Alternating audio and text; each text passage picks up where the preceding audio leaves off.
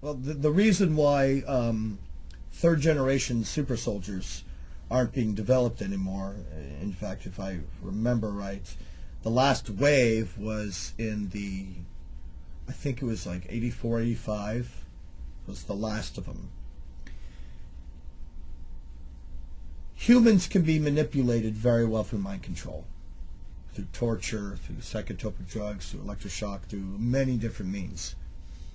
But humans have a shelf life. And what do I mean by that? The method that they use for mind control and when they put someone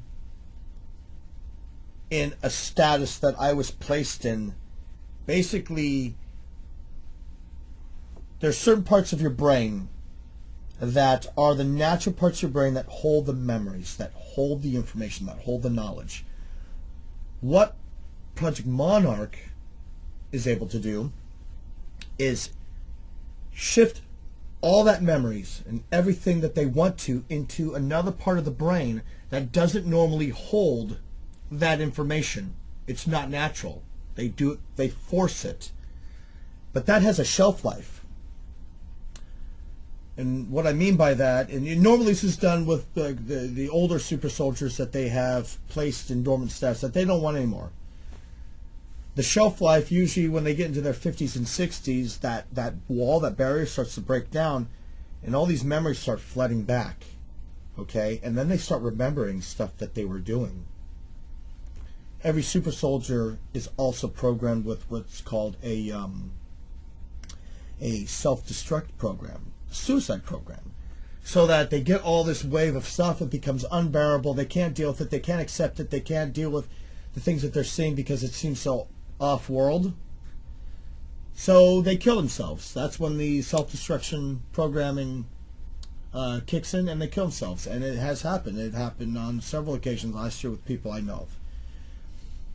But sometimes, at a younger age, it breaks. You know, it's not 100% perfect. This mind control process to do is not 100% perfect.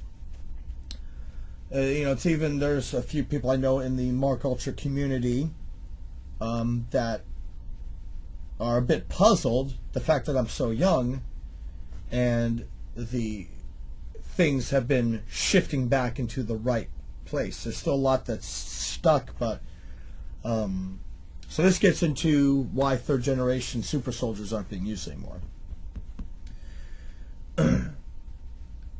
Because there was always a slight risk factor. And I guess I'm kind of a prime example of that because of the work I'm doing now. So what they did is we're talking early 80s. They really got in the gear of working with nanotechnology and cybernetics. So you could say that it was their own hybrid program where they were taking humans, soldiers mostly, and they were enhancing them with cybernetics. Now, I talked about enhancements. Enhancements were cybernetics, but not to the scope that they were now doing, where, you know, maybe they were getting, you know, metal chest plates within them. There was a lot more computerizing being done with the brain, actual computerizing with the brain. Maybe even, you know, we're talking major reinforcements of the legs. So, fourth generation, if I'm going to describe it, was what we called a bio-cybernetic super soldier. They were mostly human, but had cybernetic parts to them. Some of them even had artificial hearts. Not the kind that, you know, people get, much more advanced. And then there was like, you could say fourth generation, there was two classes. There was like the fourth generation A and fourth generation B. They did a lot of developing really quick.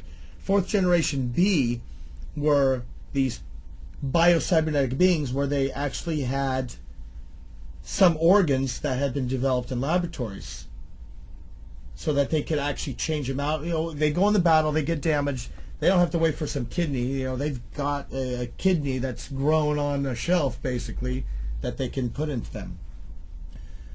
But then other things started going wrong, and this goes into one of the many operations I did with Operation Spyglass, which was the human harvesting.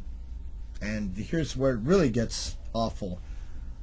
Imagine a 4th gen super soldier losing an arm, losing a leg, losing a part of the body, internal or external, and they need a new part.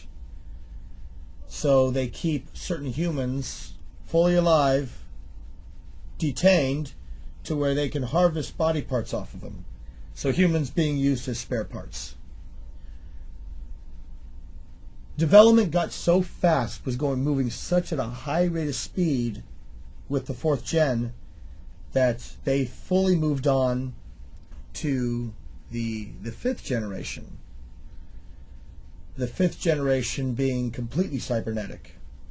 Some do have a biological, it's basically skin that's grown in the lab that goes over them.